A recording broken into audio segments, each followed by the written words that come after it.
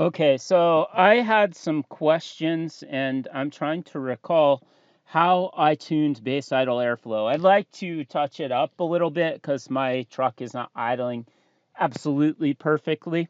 Occasionally, when I start it, it will stall right away, and I have to give it a little bit of gas until it warms up just a hair, and then it'll go. So, unfortunately, I'm not going to be able to capture that region today because I woke up too late and now it's 66 degrees outside. But I'm going to jump into this here and I want to show you. I'm under idle and then airflow and base running airflow, idle airflow here. I want to point out a couple other things you're going to want to look at while you are tuning your truck or your build as well. This is your base set point. This is how fast in RPM the engine is going to idle for a given temperature. You may need to adjust that off the bat. You know, as you raise that base set point RPM up, it's going to be easier to tune idle. That wasn't necessarily my goal, to just make an easy to tune. So I put a lot of effort into that. I can get into that later. There's kind of a systematic approach to adjusting that. This is another thing I haven't got into. I don't know if this is part of my trouble. Maybe I'm going over speed and it's pulling too much timing or reducing engine torque to lower the RPM too much and shutting it off. That could be another culprit I have. Here's one for underspeed. If you're revving too high, those are the ones that I'm comfortable with, and I see other people kind of adjusting in their tunes. Now, this runs on what's called a PID controller, proportional integral derivative controller. It's a pretty common controller paradigm that a lot of things use. And this is for airflow. I've not monkeyed with any of those. I kind of want to stay away from that and this adaptive idle stuff here. It's a bit more than I care to dive into as a at-home tuner. However, this base running airflow is very easy to work with. I want to jump over here. I have some PIDs just for troubleshooting and diagnosing and tuning idle. And you don't need all these PIDs. I'm going to show you how to set up a graph where we can tune the idle airflow here. What I have are the same columns and rows. And well, actually, I just have the columns because we're just going to log one dimension, that is temperature versus airflow, or one, I don't know how, I'm not explaining this right, but what I have here is engine temperature, engine coolant temperature, and then you go up here. I'm sure you know how to do this. I don't need to give you every detail, but copy labels and paste them here. You can change this to 10. Sometimes I make it 25 even. I think the default was that.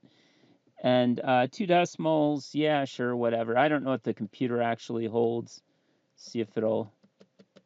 Yeah, I don't know how big that is or what data type it is. Actually, my background's computer engineering, so that might not be the level of detail you need. But anyways, then we're going to log desired idle airflow, that PID, in this graph or this histogram they call it here.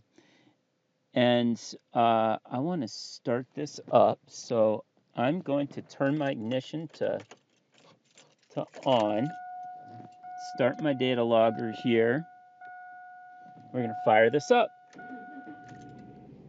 So what I do is I'm going to sit here and log this until I have hit the point where the thermostat's open and the engine's going to get no hotter. I don't do anything crazy like disable the coolant fans or anything.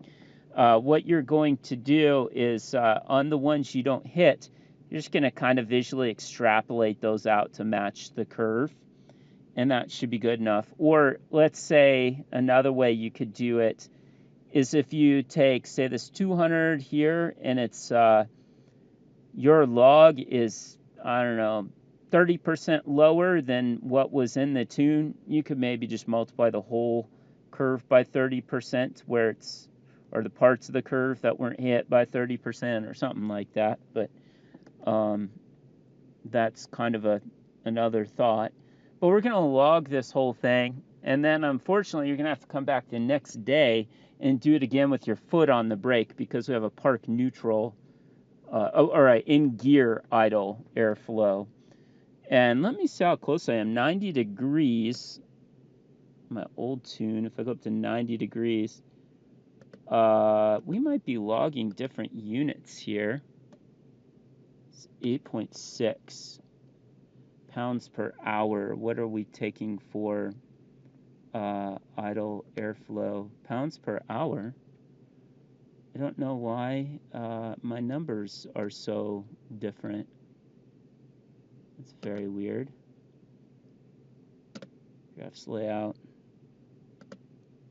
Oh, we want that in pounds per hour. I don't know if it's going to mess this whole thing up now. Somewhat, yes. Shoot, but we're getting the point, hopefully. And interestingly, yeah, we are. Desired airflow, idle desired airflow, 111. Considerably below what I have been in the past. So I did a bunch of fuel tuning, and maybe that's what's going on. I have my wideband in here, and I'm right at around stoichiometric, or 14.7 to 1 for pump gas. And so that may have affected this. Another thing, which I can't remember for sure, is spark. Here, let's go to, I think it's this button. We can do here, and this is helpful when you're tuning your idle in that. I wish there was a spot I could, whoops, I didn't mean to do that. I don't know what happened here. There's a spot in this little, where did it go?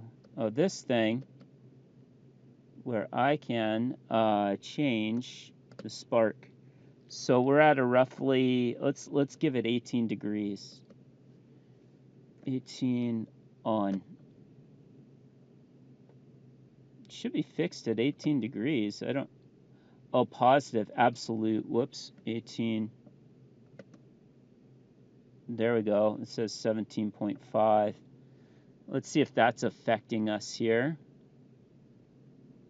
Current is, let's see here, 133.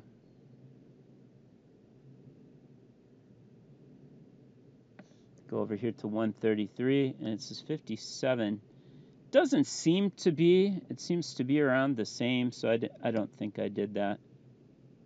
Another thing you can fiddle with, idle air controller. Where are my IAC counts? Let's see if I logged that.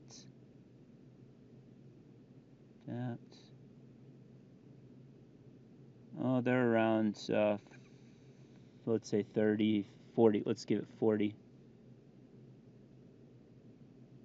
Oh, RPM, let's leave that be. Let's put this to 40.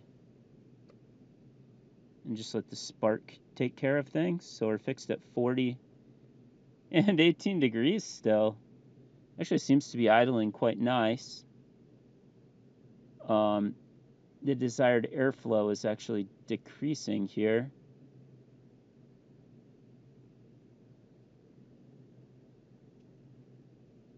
How come let's check out the spark. Say on. The spark should be, the spark won't change now. That's quite weird.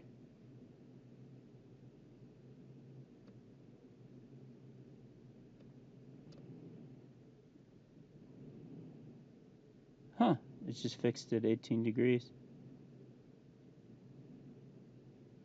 The engine is surging somewhat. But these are things you can kind of fiddle with here. Let's turn that off. Oh, very interesting. When I fixed the airflow, the spark fixed itself. But yeah, see where my tune, after I adjusted the fuel, on my fuel table is now commanding less air for idle, which is a good thing, I think. Let's see here. Quite a bit less. So essentially, you went through a little bit of this fiddling with me. When you tune some of these other spots in here that I'm mentioning, RPM, well, mine is collecting the data. We'll talk about some of this. I believe how I did the RPM was I went, and you're going to get your engine warmed up. The next thing you want to do is go to idle and set your idle to fixed RPM. Of course, it should be fixed according to this table, but we don't want it jumping between cells on the base set point idle RPM table. So you're going to put this at, let's say, I don't know, 750 RPM, if that's your desired idle at temp when you're running your build. And then you come here to spark, and you're going to take the absolute spark, and I don't know what your vehicle likes to run at or your engine. Mine seems to be around 18 to 22 degrees. It's a LQ9 with the heads and cam and some, with the stock heads and the cam and some things I added in there that are aftermarket. And so you're just going to slowly push that up, and you want to look at manifold vacuum. When you hit peak manifold vacuum, or it doesn't seem to be climbing much, if any at all, that's around where you want to stop. And then you're going to subtract some headroom or some timing from that peak vacuum advance, and you're going to put that in the table. Where's that table? I think it's under Spark. Fuel IAT, retard dwell. I'm sorry for this being a little ADD. Here it is, this table. I guess I chose 18 degrees for drive, and then in park I chose the same. Actually, I don't think I even bothered changing those, to be honest. But that's going to help you with your idle as well. Try to get back to this. Another thing we'll talk about here, and I can make more detailed videos on each one of these. Another thing we want to talk about here is calibrating your throttle. So if you've put in a different cam, you'll need to just kind of get that thing idling, right? Maybe you got to go in and adjust the base set point up for the RPM a little bit. And then when it's just kind of idling, you go under the hood, and if you have a cable-driven throttle body, which I do, I don't know how the electronic one works. You do have to adjust something with this as well in that, I believe. But there's a little set screw, and that's going to adjust how much the throttle body is open when it's closed. You got to go through a process, when your foot's off the gas pedal. You got to go through a process to adjust that. And the way I did it is I set that throttle blade so the engine would just barely idle with the foot off the throttle, or the throttle closed, as we'd say. Now, be careful, because there's some people out there that profess you need to drill holes in the throttle body and that sort of thing. And 99% of the time, I don't think you need to. I've not built a ton of stuff, but a lot of people don't know you can just adjust that little screw. And then there are some other tutorials that say to adjust that to a certain intake air control count, IAC counts, and that's what we're logging down over here. And they're saying based on the aggressiveness of your cam and the duration and lobe separation and all that, you need to have a certain number of IAC counts. I didn't adjust mine that way. I adjusted mine so essentially 0 IAC was with the throttle body closed, or the foot off the gas. And we're starting to get warmer here. Let's see how close that matches my base idle airflow. We're up to 176, and it is considerably lower, so I'm very pleased with this. I'm using less air and fuel to idle, it appears.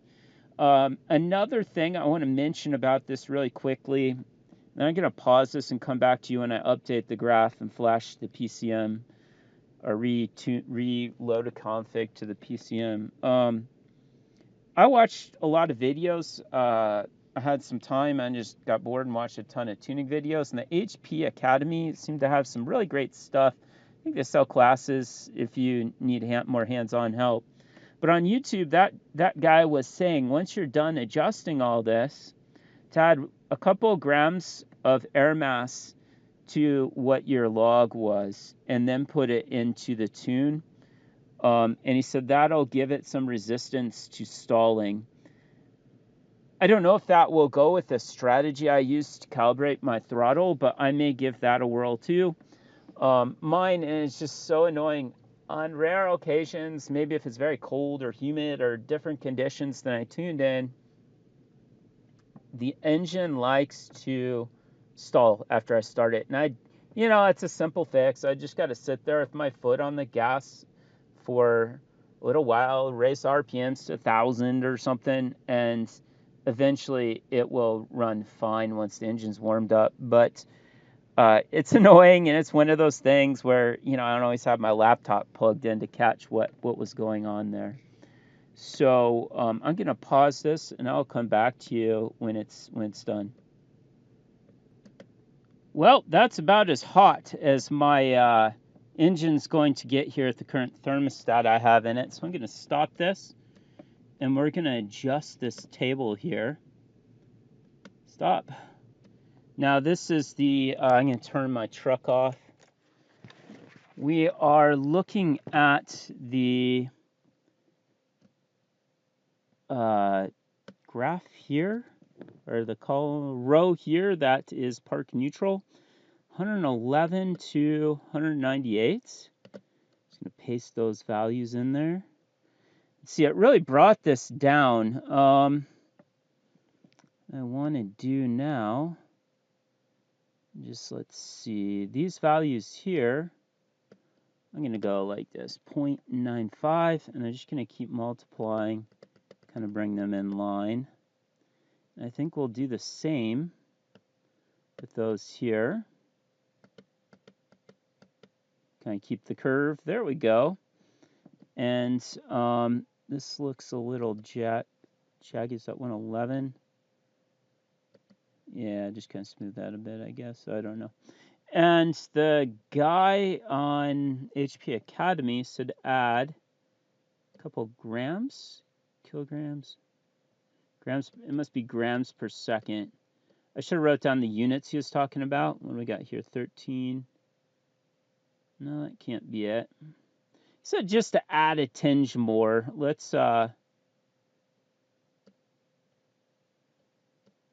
well, I'm just going to leave it like that. I matched the curve from my log here.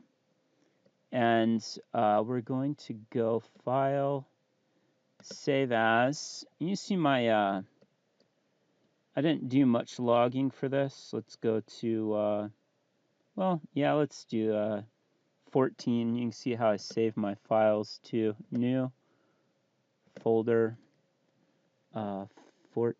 14, Idle, Base Idle Adjust, Base Idle Airflow Adjust. Do that there. And let's go 0, 1. This is 0, 1 baseline from V13. Neutral, park neutral, adjust airflow. Okay, do that. And I can turn the ignition on. Actually, I also want to save this log file. Save log file as. We'll go in here. 0, 1 run. Save. And we're going to. Actually, I think I have to close this because I crashed. It doesn't like to run this here when when I have the VCM scanner turned on. I don't know, that's because I have an older MVPI adapter or whatever that's called. Now we're tuning or flashing the PCM. Lots of fun. I probably should have really paused this. Now, if you have specific questions, gosh, the learning curve when you're tuning these things is very steep. You're welcome to contact me. I'm actually a real estate agent by day, but my background's engineering. Long story. Feel free to contact me. I'll have a link to my website for work with a contact form. And I'd be happy to answer your questions. I'm really bad about checking comments. All right, so that's been loaded in there. Let's see if it starts. Yeah, it started. It's running smoothly. Let's see where my let's open the VCM scanner back up. I wonder what the IAC is doing. The intake air controller, that is. Go over here.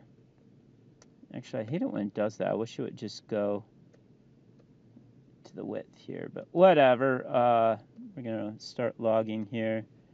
Let's see what our IAC count is. Before it was around 40 when I glanced at it there. We're a bit lower. We're at 20. So that's not bad. And what's our timing doing? Seems to be hovering pretty stably. Let's, for sake of completeness, let's open that last log file and see recent logs. Let's open this and let's see what our timing looked like there. Okay. Jumping a little bit more.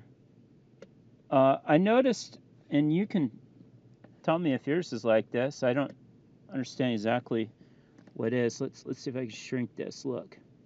So it'll have periods where it's somewhat stable, and then it does this, and then it goes somewhat stable. This. You know, it kind of is somewhat cyclic. Seems to be some sort of harmonic or feedback in this controller where it becomes a little less stable and the spark is having to grab it. I don't have my IAC on here. It'd be interesting to plot the two together. I guess that's for another video and see if that feedbacks from the air control to the spark controller. Let's start seeing what we got here though on this run and see if that looks a little cleaner. Maybe the spark controller is working a little less to keep us going here. See if we can zoom in just a bit. See, it somewhat flat lines here, and then we'll get start getting a few spikes, which is interesting. That's not too bad. And our IACs are very low. Give it a little gas and see if it will come back down.